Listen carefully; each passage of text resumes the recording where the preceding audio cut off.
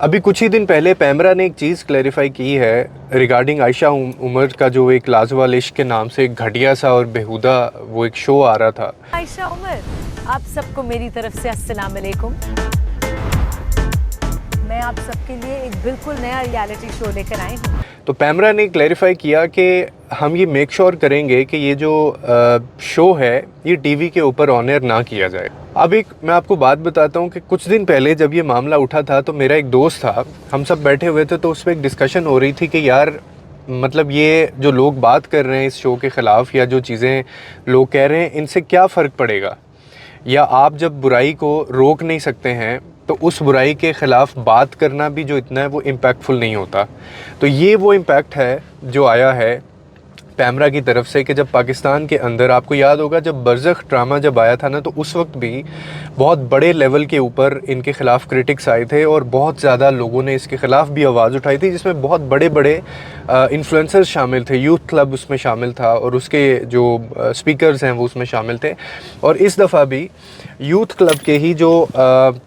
Speaker ہیں انہوں نے اس کے اوپر بڑی زبردست آواز بھی اٹھائی تھی، جو کافی لوگوں نے شیئر بھی کیا. پھر میں تو بہت چھوٹا سا انفلوئنسر ہوں نا، یا میں تو ایک بندہ ناچیز ہوں، کوئی ذات میں اپنے آپ کی سمجھتا ہی نہیں ہوں. اس کے علاوہ بہت سارے لوگ جو 20 اور 25 سال سے اس انڈسٹری میں کام کر رہے ہیں انہوں نے بھی اس کے خلاف آواز اٹھائی تھی. اب بات یہ ہے سرکار، جو میں آپ کو سمجھانا چاہتا ہوں کہ جب برائی ہو رہی ہوتی ہے کسی بھی معاشرے میں تو یہ سمجھ لینا کہ کیونکہ اگر آپ اس برائی کو ہاتھ سے نہیں روک سکتے یا آپ اس کا ہاتھ پکڑ کے اس کو کھینچ نہیں سکتے ہیں تو آپ دل میں بھی برا نہ جانیں، یا دل میں برا جاننے سے بھی کوئی فرق نہیں پڑتا، اس کا کوئی امپیکٹ نہیں آتا. اس کا امپیکٹ آتا ہے، اور اس کا امپیکٹ آپ یہ دیکھیں کہ اس لیول پہ آیا کہ پیمرا کو یہ یعنی کلیریفائی کرنا پڑ گیا کہ ہم یہ میک شور کریں گے کہ یہ جو ٹی وی شو ہے یہ اس کے اوپر آن ایئر نہ کیا جائے. آپ کی جو ٹی وی ہے یا جو میڈیا مین اسٹریم میڈیا ہے. اب یہ کیسے ممکن ہوا؟ یہ اسی طرح سے ممکن ہوا، وہ میرا دوست جو بات کر رہا تھا کہ جی اس سے کیا فرق پڑے گا، تو یہ دیکھیں یہ فرق پڑتا ہے اس سے جب آپ برائی کے خلاف بات کرتے ہیں. اور ہمارے اسلام میں تو اتنے خوبصورت اس کی سیگریگیشن کی گئی ہے. آپ اگر برائی کو ہاتھ سے نہیں روک سکتے ہیں تو آپ پھر اس کو منہ سے کہیں، آپ اگر منہ سے نہیں بول سکتے ہیں تو پھر آپ دل میں برا جانیں. تو اس کے باقاعدہ ایمان کے آپ کے اور یہ سب چیزوں کے آپ کے سٹیپس بنائے ہوئے ہیں کہ تم کتنے کمزور ہو اور تم کس حد تک کر سکتے ہو. یقیناً جو بندہ انفلوئنسر ہے وہ اس کے خلاف بات کرے گا، یہ جو انفلوئنسر نہیں ہے وہ دل میں برا جانے گا. تو اچھی چیز یہ ہے کہ پاکستان میں ابھی تک ایسے لوگ موجود ہیں جو ان چیزوں کو ایکسیپٹیبلٹی ان کی نہیں چاہتے ہیں اور وہ ان کے خلاف بات کرتے ہیں. LGBTQ کا معاملہ ہوا تھا لاہور میں اور وہ ماریا بی نے وہ ایشو اٹھایا، اس کے بعد اس کو جیسے چھپایا گیا یا اس کو بالکل ختم کر دیا گیا، وہ آپ کے سامنے ہے. اس کے علاوہ برزخ ڈرامے کے اندر اتنے اسٹرانگ کاسٹنگ کی گئی تھی اس لیول پہ جا کے کہ یہ مطلب ممکن ہی نہیں تھا کہ وہ اتنا پیسہ ان کو دیا گیا تھا کہ وہ پاکستان میں ایئر ہوتا. خیر وہ یوٹیوب پہ چلا لیکن اس کے بعد وہ بند ہو گیا تھا اور ان کو وہاں سے ہٹانا پڑا. بہت سے لوگوں نے اس کے خلاف بات کی. اسی طرح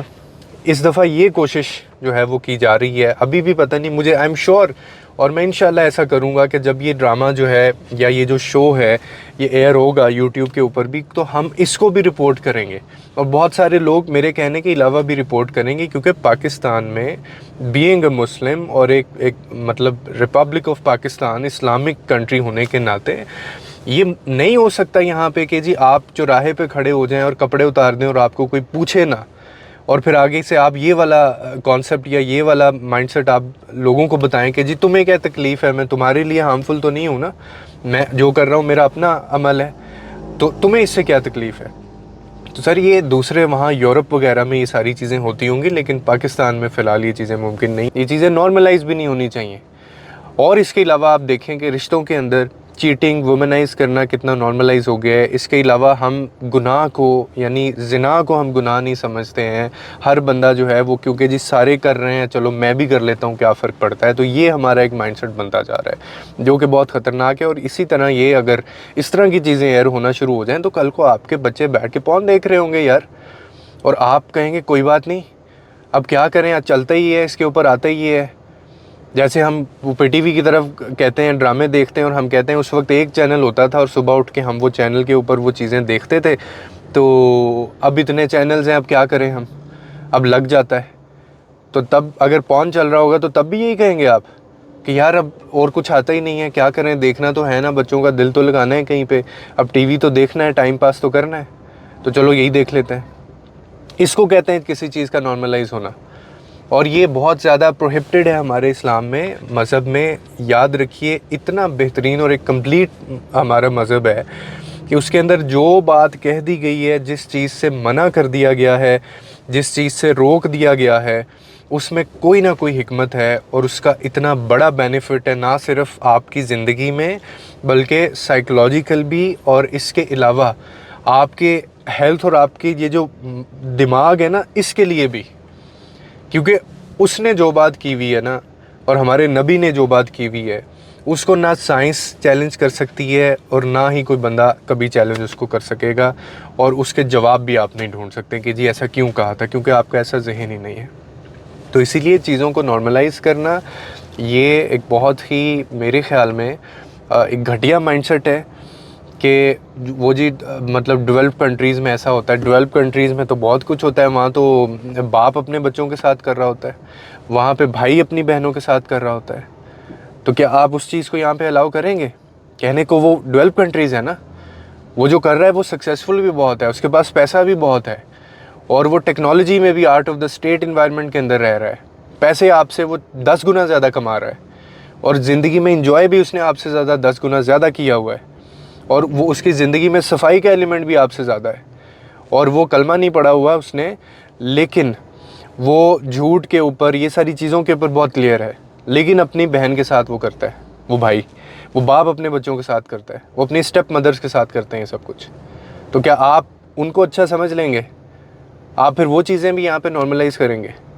تو اس کے پیچھے ایک بہت بڑی ایک بیک گراؤنڈ ریزن ہے